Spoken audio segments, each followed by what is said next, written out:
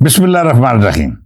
ਸੱਜਣੋ ਤੇ ਮਿੱਤਰੋ, ਮੈਂ ਹਮੇਸ਼ਾ ਤੋਂ ਇਹ ਗੱਲ ਆਖਦਾ ਰਿਹਾ ਹਾਂ ਕਿ ਜੇ ਕੋਈ ਪੰਜਾਬ ਦੀ ਰਹਿਤਲ, ਇਹਦੇ ਰਸਮੋ ਰਿਵਾਜ, ਲਹਿਜੇ ਅਤੇ ਮਿਲ ਵਰਤਨ ਤੋਂ ਵਾਕਿਫ ਨਹੀਂ ਤਾਂ ਫਿਰ ਉਹਨੂੰ ਪੰਜਾਬ ਵਿੱਚ ਰਹਿ ਕੇ ਪੰਜਾਬੀਆਂ ਨਾਲ ਗੱਲਬਾਤ ਕਰਕੇ ਇੱਥੋਂ ਦੀ ਧਰਤੀ ਨਾਲ ਜੁੜ ਕੇ ਇਹ ਸਭ ਗੱਲਾਂ ਜਾਣ ਲੈਣੀਆਂ ਚਾਹੀਦੀਆਂ ਨੇ। ਖਾਸ ਕਰ ਉਹਨਾਂ ਨਾਮ ਨਿਹਾਦ ਦਾਨਸ਼ਵਰਾਂ ਅਤੇ ਹਾਦਸਾਤੀ ਸਾਫੀ ਨਮਾਜ਼ ਜਾਹਿਲਾਂ ਨੂੰ ਪੰਜਾਬ ਦੀ ਉਸ ਹਕੀਕਤ ਤੋਂ ਜ਼ਰੂਰ ਵਾਕਿਫ ਹੋਣਾ ਚਾਹੀਦਾ ਹੈ ਜਿਸ ਦੀਆਂ ਮਿਸਾਲਾਂ ਪੂਰੀ ਦੁਨੀਆ ਵਿੱਚ ਦਿੱਤੀਆਂ ਜਾਂਦੀਆਂ ਨੇ। ਉਹ ਆਖਦੇ ਨੇ ਨਾ ਕਿ ਤੁਮੇ ਕਦੀ ਖਰਬੂਜ ਨਾ ਹੁੰਦੇ, ਭਾਵੇਂ ਤੋੜ ਮੱਕੇ ਲੈ ਜਾਈਏ। ਜਿੰਨਾ ਅਬੂ ਜਹਿਲ ਰਹਿਣਾ ਉਹਨੂੰ ਤੁਸੀਂ ਲੱਖ ਸਿਖਾ ਲਵੋ, ਸਮਝਾ ਲਵੋ, ਉਹਨੂੰ ਜਹਾਲ ਦੇ ਦਲਦਲ ਵਿੱਚੋਂ ਤੁਸੀਂ ਨਹੀਂ ਕੱਢ ਸਕਦੇ। ਪਿਛਲੇ ਕੁਝ ਅਰਸੇ ਤੋਂ ਮੈਂ ਅਜਿਹੀ ਕਈ ਜਹਾਲਤ ਦੇ ਮਾਰੇ ਖਲੀਸ ਕਿਰਦਾਰ ਵੇਖ ਰਿਹਾ ਹਾਂ ਜਿਹੜੇ ਜੰਮੇ ਪਲੇ ਪੰਜਾਬ ਵਿੱਚ ਇਸ ਧਰਤੀ ਤੋਂ ਰਿਜ਼ਕ ਰੋਟੀ ਕਮਾਇਆ, ਇੱਜ਼ਤ ਕਮਾਈ, ਨਾਂ ਬਣਾਇਆ, ਪਰ ਜਦੋਂ ਵੀ ਮੌਕਾ ਮਿਲਿਆ ਇਹਨਾਂ ਨੇ ਇਸ ਮਿੱਟੀ ਦੇ ਅਹਿਸਾਨਾਂ ਦੇ ਬਦਲੇ ਅਜਿਹੀ ਬਕਵਾਸ ਕੀਤੀ ਜਿਹਦੇ ਵਿੱਚ ਅਹਿਸਾਨ ਫਰਾਮੋਸ਼ੀ ਦਾ ਜ਼ਹਿਰ ਬੜਾ ਹੀ ਨੁਮਾਇਆ ਹੋ ਕੇ ਵਿਖਾਈ ਦਿੰਦਾ ਹੈ।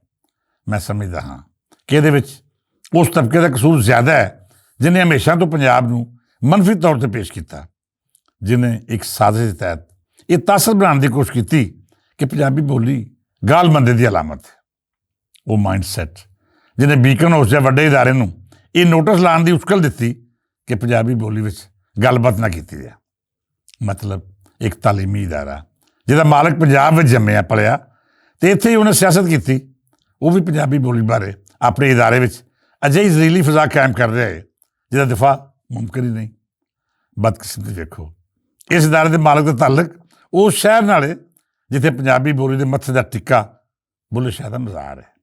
ਬਹੁਤ ਸਾਰੇ ਜਾਹਿਲ ਐਸੇ ਨੇ ਜਿਹੜੇ ਗੱਲ ਕਰਨ ਲੱਗਿਆਂ ਜ਼ਰਾ ਵੀ ਨਹੀਂ ਸੋਚਦੇ, ਉਹਨੂੰ ਆਪਣੀ ਅੰਦਰ ਦੀ ਜਹਾਲਤ ਅਤੇ ਮੁਖਾਸਮਤ ਦੂਜਿਆਂ ਦੇ ਚਿਹਰੇ ਉੱਤੇ ਵੀ ਇੰਝ ਹੀ ਨਜ਼ਰ ਆਉਂਦੀ ਹੈ ਜਿਵੇਂ ਇਸ ਜ਼ਲਾਲਤ ਦੀ ਬੋ ਉਹਨਾਂ ਦੀ ਨਸ ਨਸ ਵਿੱਚ ਮੌਜੂਦ ਹੁੰਦੀ ਹੈ।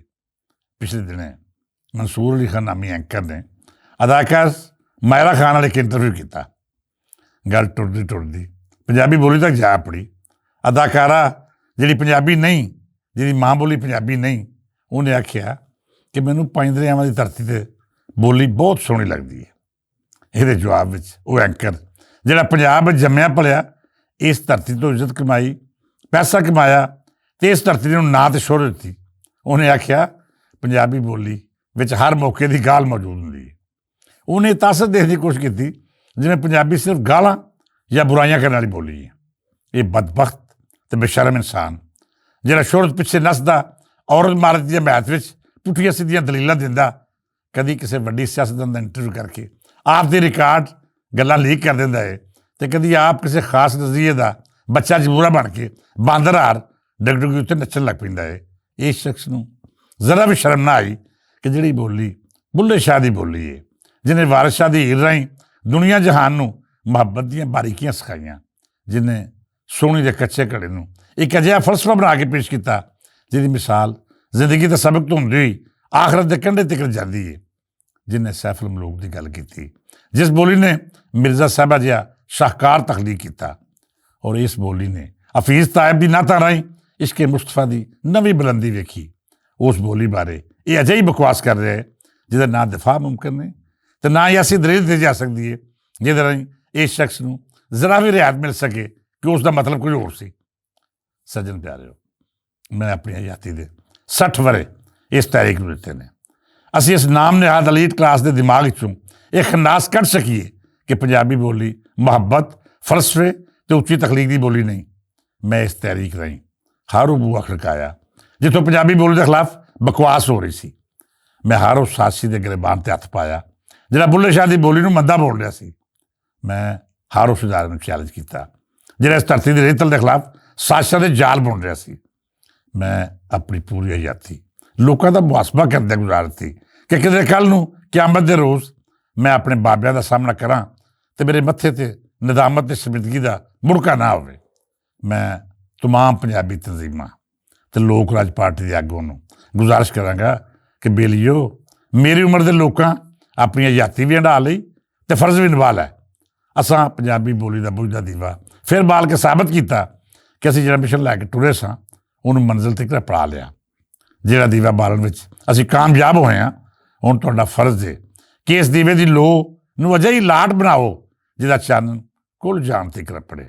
ਖਾਲੀ ਗੱਲੀ ਬਾਤੀ ਦਾਅਵੇ ਕਰ ਦੇਣਾ, ਨਾਅਰੇ ਲਾ ਲੈਣਾ, ਗਾ ਵਜਾ ਲੈਣਾ ਪੰਜਾਬੀ ਤਰੀਕ ਨਹੀਂ। ਜਿਹਦੇ ਚੰਗੜ ਜੁਨੈਦੇ ਬਾਂਦਰੀ ਤੇ ਮਨਸੂਰ ਜਿਹੇ ਨਮੂਨਿਆਂ ਦੀ ਅਕਲ ਠਿਕਾਣੇ ਲਿਆਉਣਾ ਵੀ ਪੰਜਾਬੀ ਤਰੀਕ ਦਾ ਫਰਜ਼ ਹੈ। ਇਹਨਾਂ ਲੋਕਾਂ ਨੂੰ ਜਿਹੜੇ ਪੰਜਾਬੀ ਦੇ ਬੋਲੀ ਦੇ ਖਿਲਾਫ ਬੁਗਜ਼ ਦਾ ਇਜ਼ਹਾਰ ਕਰਦੇ ਨੇ, ਇਹਦੇ ਕਿਸੇ ਖਾਸ ਲਹਿਜੇ ਨੂੰ ਵੰਡ ਦੀ ਸਾਜ਼ਿਸ਼ ਬਣਾਉਂਦੇ ਨੇ, ਕਦੀ ਇਸ ਬੋਲੀ ਦੇ ਵਿੱਚ ਤਖਲੀਕ ਹੋਏ ਅਜ਼ੀਮੋ ਸ਼ਾਨ ਵਿਰਸੇ ਦੀ ਤੋਹੀਨ ਕਰਦੇ ਨੇ। ਇਹ ਲੋਕ ਕਿਸੇ ਵੀ ਰਿਆਇਤ ਦੇ ਮੁਸਤਕ ਨਹੀਂ। ਜੇਕਰ ਅਸੀਂ ਆਪਣੀ ਰਹਿਤਲ ਤੇ ਬੋਲੀ ਦੀ ਹਿਫਾਜ਼ਤ ਨਾ ਕਰ ਸਕੇ ਤਾਂ ਫਿਰ ਅਸੀਂ ਇਸ ਧਰਤੀ ਦੇ ਮੁਜਰਮ ਤੇ ਹਾਂ ਆਪਣੇ ਉਹਨਾਂ ਵੱਡ ਵਡੇਰਿਆਂ ਦੇ ਦੇਣਦਾਰ ਵੀ ਅਖਵਾਵਾਂਗੇ ਜਿਨ੍ਹਾਂ ਇਸ ਬੋਲੀ ਰਾਹੀਂ ਇਸਲਾਮ ਦੀ ਤਬਲੀਗ ਕੀਤੀ, ਦੁਨੀਆ ਨੂੰ ਜਿਉਣੇ ਦਾ ਅਜਿਹਾ ਢੰਗ ਸਿਖਾਇਆ ਜਿਹੜਾ ਰੋਸ਼ਨ ਮਿਸਾਲ ਬਣ ਕੇ ਅਮਨ, ਮੁਹੱਬਤ ਤੇ ਭਾਈਚਾਰੇ ਦਾ ਫਲਸਫਾ ਬਿਆਨ ਕਰਦਾ ਹੈ। ਮੈਂ ਸਮਝਦਾ ਹਾਂ ਕਿ ਸਾਨੂੰ ਹਰ ਫੋਰਮ ਉੱਤੇ ਇਹਨਾਂ ਲੋਕਾਂ ਦਾ ਇਤਸਾਬ ਕਰਨਾ ਚਾਹੀਦਾ ਹੈ। ਇਹਦੇ ਨਾਲ ਨਾਲ ਹਰ ਉਸ ਬੰਦੇ ਨੂੰ ਜਿਹੜਾ ਕਿਸੇ ਵੀ ਪਲੇਟਫਾਰਮ ਉੱਤੋਂ ਲੁਕਾਈ ਨਾਲ ਮੁਖਾਤਬ ਹੁੰਦਾ ਹੈ, ਉਹਨੂੰ ਚੰਗੀ ਤਰ੍ਹਾਂ ਬਾਵਰ ਕਰਾ ਦੇਣਾ ਚਾਹੀਦਾ ਹੈ ਕਿ ਪੰਜਾਬੀ ਬੋਲੀ ਬਾਰੇ ਗੱਲ ਕਰਨੀ ਹੈ ਤੇ ਫਿਰ ਪੂਰੀ ਤਰ੍ਹਾਂ ਮਾਲੂਮਾਤ ਲੈ ਕੇ ਕਰਨੀ ਹੈ। ਆਪਣੇ ਅੰਦਰ ਦੇ ਬੋਝ ਦਾ ਇਜ਼ਹਾਰ ਕਰੋਗੇ ਤੇ ਫਿਰ ਤੁਹਾਨੂੰ ਇਹਦਾ ਜਵਾਬ ਵੀ ਮਿਲੇਗਾ। ਜਵਾਬ ਦੇਣ ਲਈ ਸੋਸ਼ਲ ਮੀਡੀਆ ਵੀ ਹੈ ਤੇ ਸੜਕਾਂ ਵੀ ਨੇ। ਸੱਜਣੋ ਤੇ ਮਿੱਤਰੋ, ਪੰਜਾਬੀ ਬੋਲੀ ਲਈ ਹਰ ਪੰਜਾਬੀ ਨੂੰ ਆਪਣਾ ਕਿਰਦਾਰ ਅਦਾ ਕਰਨਾ ਚਾਹੀਦਾ ਹੈ। ਲਿਖਣ ਪੜ੍ਹਨ ਤੋਂ ਲੈ ਕੇ ਮੁਕਾਲਮੇ ਤੀਕਰ, ਅਦਾਲਤੀ ਨਿਜ਼ਾਮ ਤੋਂ ਲੈ ਕੇ ਸਕੂਲਾਂ ਕਾਲਜਾਂ ਤੀਕਰ ਹਰ ਥਾਵੇਂ ਪੰਜਾਬੀ ਬੋਲੀ ਨੂੰ ਫਰੋਗ ਦਿਓ। ਆਪਣੀ ਬੋਲੀ ਵਿੱਚ ਗੱਲਬਾਤ ਕਰੋ, ਲਿਖ ਪੜ੍ਹ ਕਰੋ ਤੇ ਆਪਣੀਆਂ ਮੁਹੱਬਤਾਂ ਖਾ ਉਹਦਾ ਤਾਲਕ ਸਮਾਜੀ ਰਿਸ਼ਤਿਆਂ ਨਾਲ ਹੋਵੇ ਜਾਂ ਫਿਰ ਮਜ਼ਹਬੀ ਅਕੀਦਤ ਨਾਲ। ਹਰ ਤਰ੍ਹਾਂ ਦੇ ਇਜ਼ਹਾਰ ਲਈ ਪੰਜਾਬੀ ਬੋਲੀ ਨੂੰ ਆਪਣਾ ਜ਼ਰੀਆ ਬਣਾਓ। ਇਸ ਬੋਲੀ ਤੋਂ ਵੱਧ ਜਜ਼ਬਿਆਂ ਦਾ ਇਜ਼ਹਾਰ ਦੁਨੀਆ ਦੀ ਕਿਸੇ ਬੋਲੀ ਰਾਹੀਂ ਮੁਮਕਿਨ ਹੀ ਨਹੀਂ। ਜਿਹੜਾ ਸਾਡੀ ਬੋਲੀ ਨੂੰ ਮੰਦਾ ਬੋਲੇਗਾ, ਅਸੀਂ ਉਸ ਗੰਦੇ ਨੂੰ ਸ਼ੀਸ਼ਾ ਹੀ ਵਿਖਾਵਾਂਗੇ ਤੇ ਇਹ ਵੀ ਦੱਸਾਂਗੇ ਕਿ ਤੂੰ ਉਹਨਾਂ ਲੋਕਾਂ ਦਾ ਅਲਾਕਾਰ ਬਣ ਰਿਹਾ ਹੈ ਜਿਹਨੇ ਕਈ ਦਹਾਈਆਂ ਤੋਂ ਸਾਡੀ ਅਜ਼ੀਮ ਤੇ ਬੇਮਿਸਾਲ ਬੋਲੀ ਨੂੰ ਨੁਕਸਾਨ ਪਹੁੰਚਾਉਣ ਦੀ ਹਰ ਮੁਮਕਿਨ ਕੋਸ਼ਿਸ਼ ਕੀਤੀ, ਪਰ ਉਹਦਾ ਮੂੰਹ ਤਾਰੀਖ ਦੇ ਹਰ ਮੋੜ ਤੇ ਕਾਲਾ ਹੀ ਹੋਇਆ। ਅਖੀਰ ਉੱਤੇ ਮੈਂ ਅਰਜ਼ ਕਰਾਂਗਾ ਕਿ ਦੇਸ਼ ਪੰਜਾਬ ਦੀ ਬੋਲੀ ਜੇ ਅੱਜ ਪੂਰੇ ਭਾਰ ਨਾਲ ਖਲੋਤੀ ਹੈ ਤੇ ਯਾਦ ਰੱਖੋ ਇਹਨੂੰ ਕੋਈ ਵੀ ਕਦੀ ਨਹੀਂ ਮਿਟਾ ਸਕਦਾ।